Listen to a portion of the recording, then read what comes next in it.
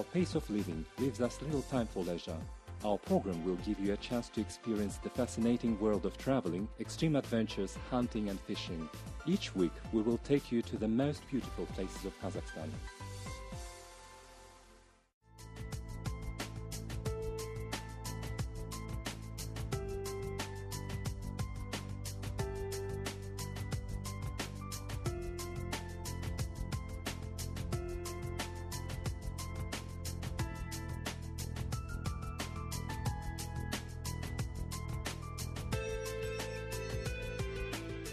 Recently, we have finished the first part of our expedition to the valley of Baguta that is situated on the territory of the Cherin National Park. We climbed down the mountain ridges where we had watched wild goats and spent the night at the foot of the mountains.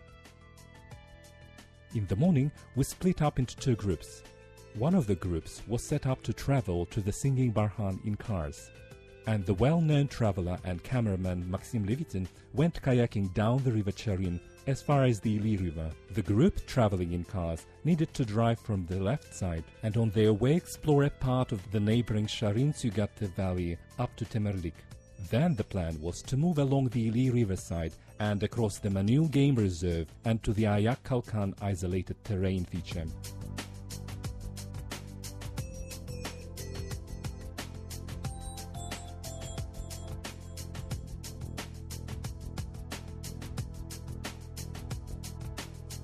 This famous tourist spot was planned a meeting place for both groups of our expedition. Traveling by water had to be done by Maxim alone, as there was no place for the second kayaker on the boat called Vuoksa 3. From experience, we could tell that this boat would not be enough for two for such a long trip. The capacity of the boat would be just fine for one kayaker, whereas two kayakers would have been too heavy for the boat to operate. Maxim started off near a bridge over the river Cherin. He had to cover more than 200 kilometers kayaking, 70 kilometers down the Cherin and 130 kilometers down the Ili River. And that's according to the map, where the rivers curve and ramble and only a GPS navigator will show how long it will take him to reach the destination. It may seem surprising that the upper part of the river Ili is the least populated area in the Almaty region. People usually occupy areas for living close to regular access to automobile roads, and the floodplain areas of the Cherin and the Ili are often inaccessible for any kind of transport in the winter and spring because of floods. Therefore, the banks of the Ili above Kapchagai are almost unpopulated. The river banks of Cherin are overgrown with thick riparian forest inhabited by pheasants. The wildlife of the Cherin forest dacha was made famous by the classic Kazakhstani animalist Maxim Zverev. We were hoping that Maxim would be able to quietly moor to the river bank and would be able to see wild boars, rodeos, badgers and other animals. The river Cherin is generally quiet, but at times it may be clogged by fallen trees, bushes and dead tree branches, which together with the fast stream makes the river very dangerous. A kayaker has to be alert well enough to manage the boat to avoid obstructions. Once our kayaker couldn't avoid a blockage. The boat didn't turn over, but the man lost an expensive camera that fell off his head into the water. The speed of the Cherin River stream is up to 15 kilometers an hour. If you cut the route short from Saritagai to the first settlement, Tashkarasu, the distance is 30 kilometers. But considering the river curves, you need to multiply this distance by 1.6, so the actual distance is 45 kilometers. We worked out with such speed of stream, it wouldn't take long to reach the settlement. But we were wrong. Numerous obstructions in the river made Maxim interrupt his boat and go around them by walking along the riverbank. On his way, he came across wild ducks, sandpipers, pheasants, and 4 couples of black storks. These rare redbook birds inhabit floodplain areas of the Cherin. He arrived at the Tashkarasu settlement only on the following day in the afternoon, falling behind the schedule. On his way to the settlement, in 20 kilometers from Ash Tree Woods, on the riverbank, Maxim saw a tractor. The settlement's farmers were digging irrigation canals. Вот так выглядит Черен. This is what the Chirrin looks like down the canyon. That's how deep it is. I had to carry the boat walking. In the evening of day 2 of the trip, I managed to reach a railroad bridge. Despite the estimates, it was only possible to cover 40 kilometers of the route in the 2 days. It was difficult to move against the wind, and at one point Maxim thought to himself it would be impossible to go in the boat under the railway bridge, as the bridge is guarded. So it was necessary to bend the 1 kilometer area, as that territory is guarded. He had to walk across the steppe for at least 3 hours. Dust, wind and rolling tumbleweeds made it hard for Maxim to walk. Finding a place to spend the night was difficult too. He managed to find a spot near a poplar, which was robust enough to protect Maxim's tent from the strong wind.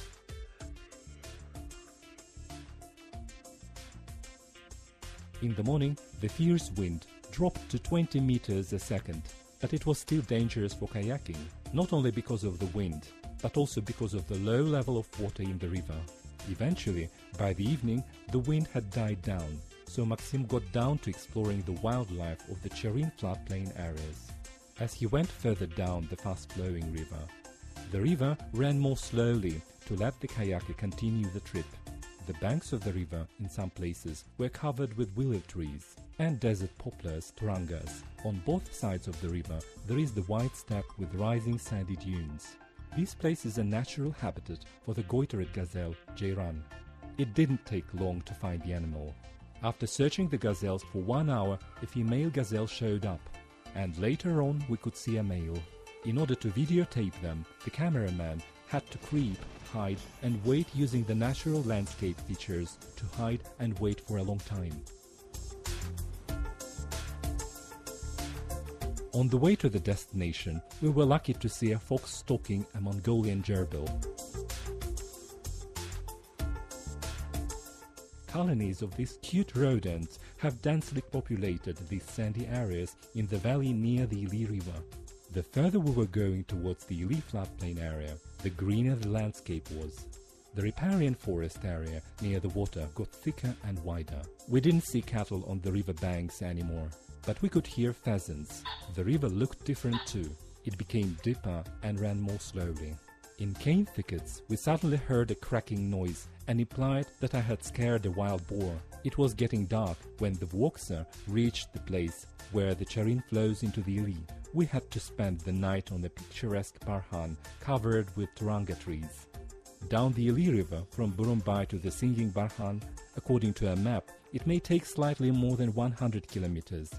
But the actual distance is difficult to predict because the river has a lot of curves here. The river Ili is formed in the place of the inflow of the Tekkes and Tekkes rivers. The origin of the Tekkes river is in the glaciers of Tian Shan on the territory of Kazakhstan. It flows into the territory of China, where it then flows into the Tekkes and runs back to Kazakhstan as a wide and high river. Its length is 1,439 kilometers, of which 815 kilometers is in Kazakhstan. The Ili flows into the west part of Lake Balkhash, making its water dramatically desalinated. The first attempt to travel by boat along the Ili was made in 1871 by a merchant from Verny, former Almaty, Kuznetsov. He bought a wooden barge in Xinjiang, loaded the barge with wheat and went down the river Ili to the Ili settlement. Old Ilisk is situated 12 kilometers from modern Kapchagay. Kuznetsov covered 450 kilometers in 8 days. On the way back, he had to get his barge pulled by 10-day laborers, burlaks, who used ropes for that. They had to pull the barge all the way from Ilisk to Barahudzira, and that took 40 days. Afterwards, the exhausted team of those laborers refused to go on, and the merchant's idea to start a lucrative business failed, as to reach Kulja, they would have had to pull the barge another 40 days. But this failure didn't discourage another enthusiastic merchant. In 1882, an engineer, Poplavsky, ordered a 35-horsepower steam barge made of steel from London. This time, the attempt to go up Kulja and return loaded with cargo was successful. On one of its trips, however, the barge broke down and had to be pulled to the riverbank, where its remains were left for 2 decades. At the beginning of the 20th century, the well-known traveler Berg wrote that he had seen the remains of that barge near the river Ili. The Vuoksa kayaking boat has considerable advantages over a wooden barge. It weighs only 27 kilograms and has excellent performance, which allows the boat to increase its speed up to 18 kilometers an hour when going with the stream. As he lost a lot of time, to catch up with the planned pace, Maxim had to row more intensively. Surprisingly, the Ili River above Kapchagai is sparsely populated. On the right side, there were Aktau and Katetau mountains. Then we could see the big and small Kalkans. And on the left in the water, there were numerous cane thickets. And near the big Kalkan mountains is the border of the Alpine Weasel National Park.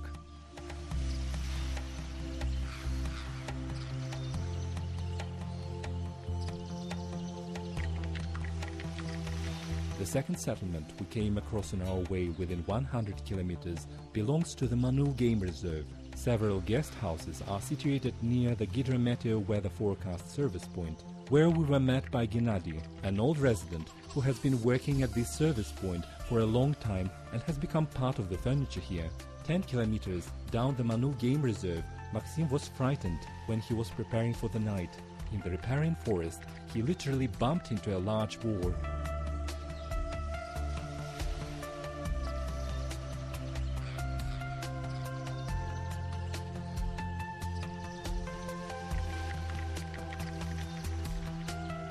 At night, having set a trail camera, we were hoping to videotape an interesting animal, the Central Asian otter.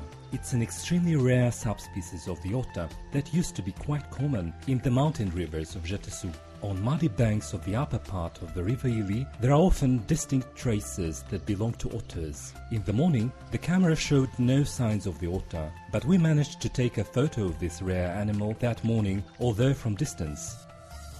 Our trail camera managed to spot an Alpine Weasel, which is a subspecies of a common weasel that inhabits floodplain ecosystems. The Alpine Weasel, unlike the common weasel, doesn't change its color from yellow to white in the winter. On day 4, Maxim had to spend the night in 3 kilometers from the Singing Barhan. The Barhan is situated on the territory of the Alpine Weasel National Park. When he went up the Barhan, Maxim could hear it and could see the Barhan from a different perspective, as he had been walking up the hill from the side of the river, not from the roadside like many tourists.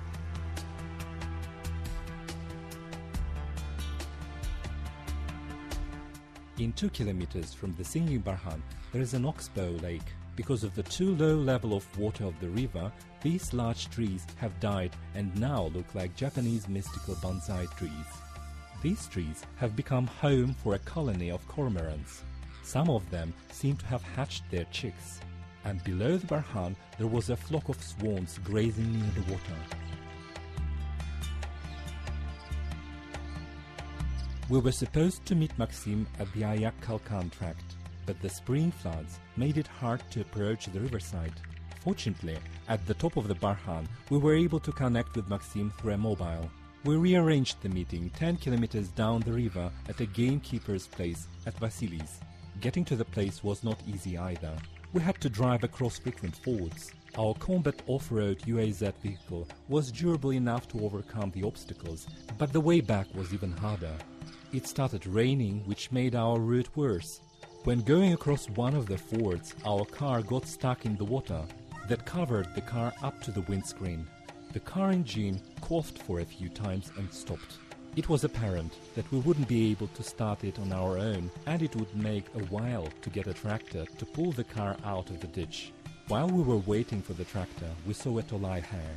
It ran towards us and sat by the road near the car, looking at us with curiosity, and then ran away. In 1 hour the tractor arrived. A local farmer agreed to help us out. Hooked with a tow line, our car eventually got out of the hole. The tractor pulled it to the paved road. We had to push the car on our own to get the engine started. Luckily, the car that had seen better days didn't let us down, and we managed to return to the city, although we got the feeling it would break down with its engine coughing.